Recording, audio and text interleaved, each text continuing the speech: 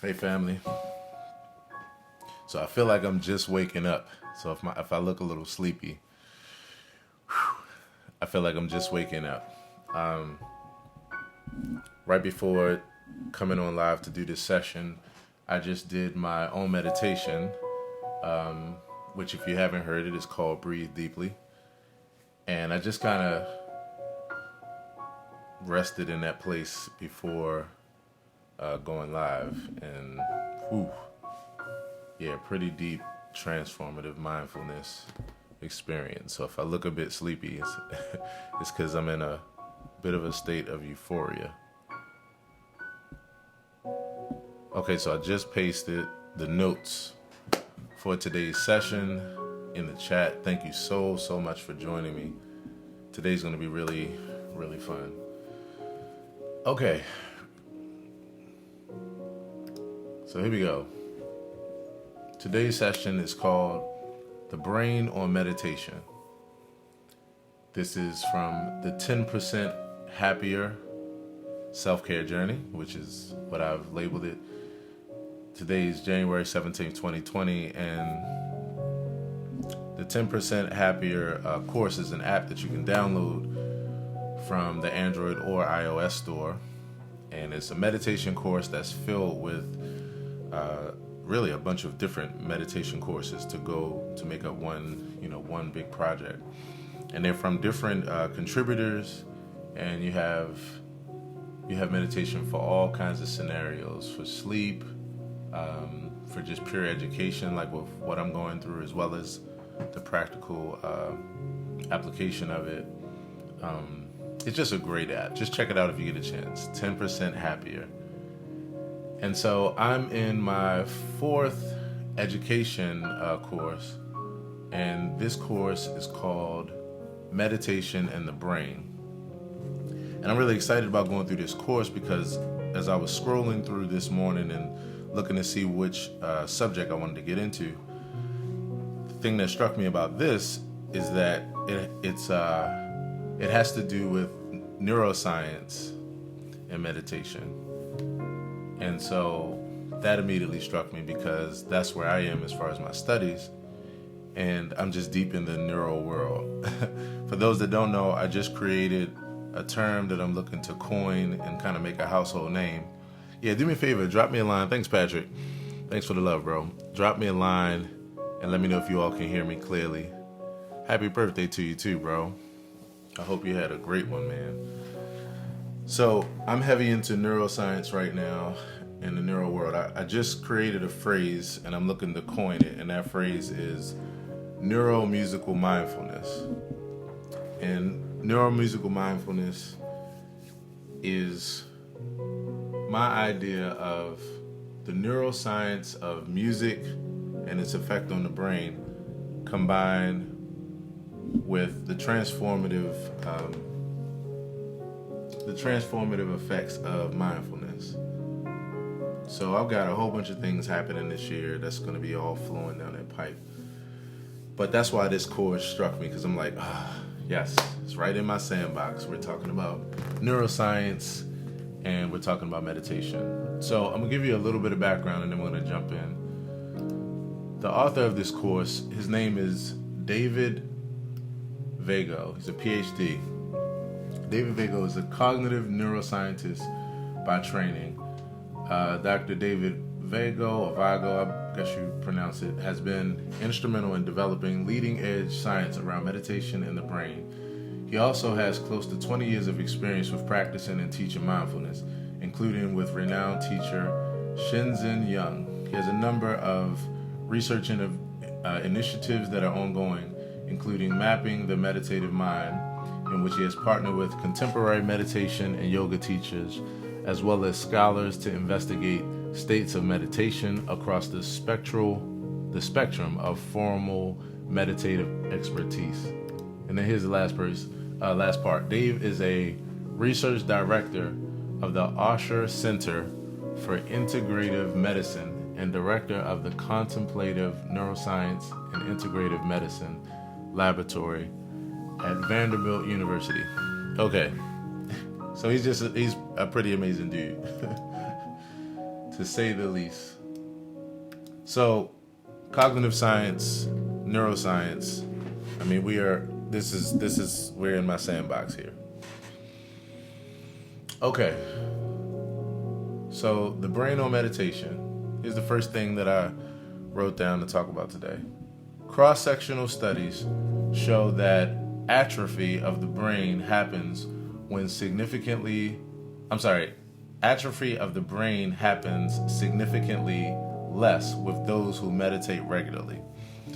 So for those that don't know what atrophy is, in fact, I'm going to do that as the word of the day next, right after this video. Hey sis, thanks for hanging out. Atrophy means, a degradation of an organ or a function. So atrophy of the brain means, the brain shrinking and downsizing. So cross-sectional studies show that atrophy of the brain happens significantly less with those who meditate regularly. So in a nutshell, meditating keeps your brain growing and keeps it from shrinking. Exploring shifts between focused attention and mind wandering develops intentional and aware mind control. And one of the things that we're going to do today for just a couple minutes is I'm going to take us through the practice that they actually did in this course. And that was in the shifting between focused attention and mind wandering. And what you do is you develop intentional and aware mind control. It's pretty cool. I mean, you're basically exploring like the depths of your brain. You're going from honing in to allowing your mind to just wander, and just coming back and forth with that. So let's see. Okay, the last note, and then we're going to do the practice for a couple minutes, and then I'll come back to some final notes. So through focused attention alone, you're dampening and decreasing activity in the limbic system, our primitive area of the brain important for initiating and sustaining the stress response. So if you all haven't heard of the limbic system, I'm going to actually drop some information in the chat if you get a chance to check it out. But this particular, the focus part of the meditation basically helps you. It's the part that connects right with de-stressing, this area of the limbic brain is, used for initiating and sustaining a stress response. So you're directly affecting that when you just focus on attention, like with breathing and that kind of thing. Okay, so I have a little bit more notes, but what I'm going to do is we're going to do the practice, because one of the things that I mentioned and I've been doing is we've been doing 30-second meditations for each session. And basically I'm convinced that 30 seconds is all you need in order to, get into meditation, for it to be accessible to the whole world. You can do it at any given time, any place. You don't have to have anything ideal, but just setting the intention. So with that, we're going to do that. And all it is just breathing. We're going to breathe in and out for 30 seconds, or for 20 seconds, deep breaths. And then we're going to do 10 seconds of mindfulness, just being right where we are. Hey, Russell, thanks for hanging out.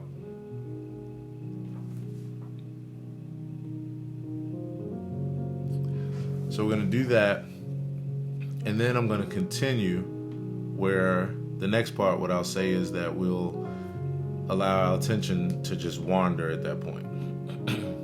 So again, you don't have to be in an ideal place.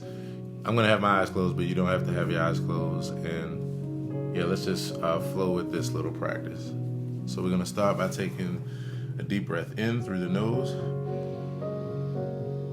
and exhale out through the mouth. Deep inhale in, long exhale. One more deep breath in,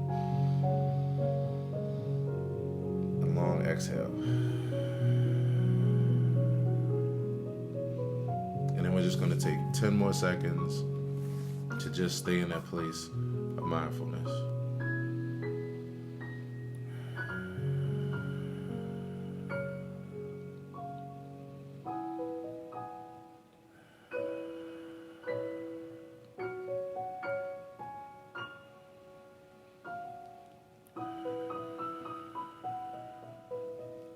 Let's take a couple more deep breaths in and out. One final deep breath in and exhale out.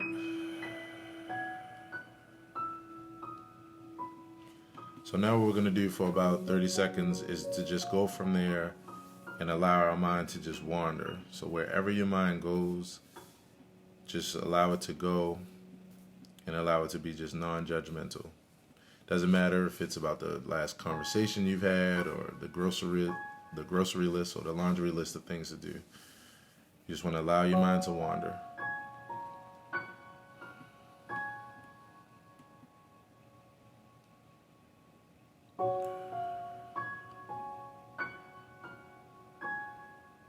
It's funny because my mind immediately goes to the fact that I'm doing a live stream and doing a meditation, and that it's the first time I've ever done this practice, and the nervousness and that kind of thing.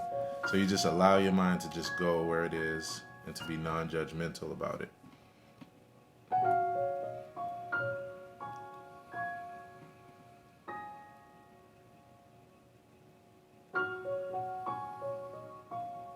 So now we're going to bring it in by going back to the focus attention on the breathing. And all you want to do is say to yourself, in and out while inhaling or exhaling, or you can count your breaths. And this is called noting. So just use whatever device you will and take a deep breath in and out.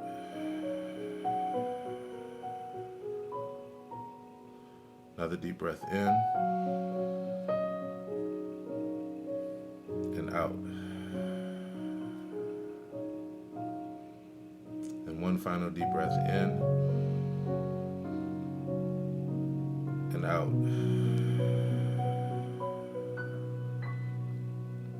You want to take a final 10 seconds to just stay in that place of presence.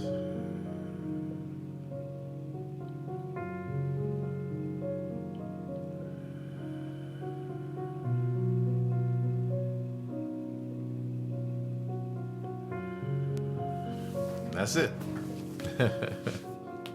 So congratulations. First of all, if you did that with me, congratulations, because that was kind of wild. You know, it's interesting getting used to doing live meditations through Facebook Live. So congratulations to me for doing that. And then also to you if you did it, because, yeah, you know, I know it's kind of different. And, you know, if you haven't been into meditation, you know, if you listen to the session that I did yesterday, and really even the day before that, the topics were all about different roadblocks or obstacles or excuses that we have for not being able to do something as simple as to breathe deeply, you know, or take a few minutes to just do nothing and just sit, you know, in the presence of that nothing. So congratulations to you if you followed along and did that. And again, I find this practice to be really, really helpful because, you know, you're giving yourself the ability to decompress, de-escalate, and to just be with your breath and with whatever you're feeling in the moment. And I find that really helpful because if you do it in a preventative way, as well as like in the moment, like how we just did, if you just do it periodically throughout your day, you just take 30 seconds to, you know, take 3 deep breaths and have 10 seconds of mindfulness, you start really noticing that you are doing something helpful for preparing for the tough times, which means when you do hit the tough times, or you do hit, you know, the challenges or the worries, the cares, the, you know, all the affairs, you get to a point where, you know, you're not even moved by them. You know, you're not even swayed by them because you practice this kind of presence. You know, you practice just being at this place of peace, you know, that you get from breathing and relaxing and de-stressing in that way. So take 30 seconds and do yourself a favor. And then practice this kind of going back and forth between allowing your mind to wander and being present with your breath. One last thing about that, and then I'll read the final notes, you know, for today. allowing your mind to wander might seem crazy. Hey, David, thanks for joining. Thanks, everybody, for hanging out. So, one final note about why this is important to allow your mind to wander. You know, I always say that many people think that meditation is about clearing your mind, and then from that point, then you get to a place where, okay, now we're ready to meditate. But it's actually exactly the opposite. The push and pull of going from being able to focus and be right with your breath. Thanks for the love, David. And allowing your mind to wander, or watching your mind, paying attention to how your mind is going in different places and not judging it or trying to stop it, is what meditation is. Anybody who you think has mastered meditation because they can sit in long periods of silence and look like their mind is just clear is really just a person who is able to react to their thoughts so fast. They've gone through that push and pull so much that, you know, it's what it appears. Everybody's always dealing with the push and pull. So working with that in your practice and allowing your mind to wander seems crazy, but it's doing something that I'm going to mention right now. Let me go ahead to the final note. So this type of practice offers a chance to explore what it's like to direct our attention in two very different ways. Number one, focusing your attention helps to stabilize the mind from frequent distractions, improve stress, depression, and anxiety. And I could definitely say that I can attest to that right now in my life, because 4 weeks ago, you know, the amount of anxiety and depression and stress I was dealing with was like, it was pretty overwhelming.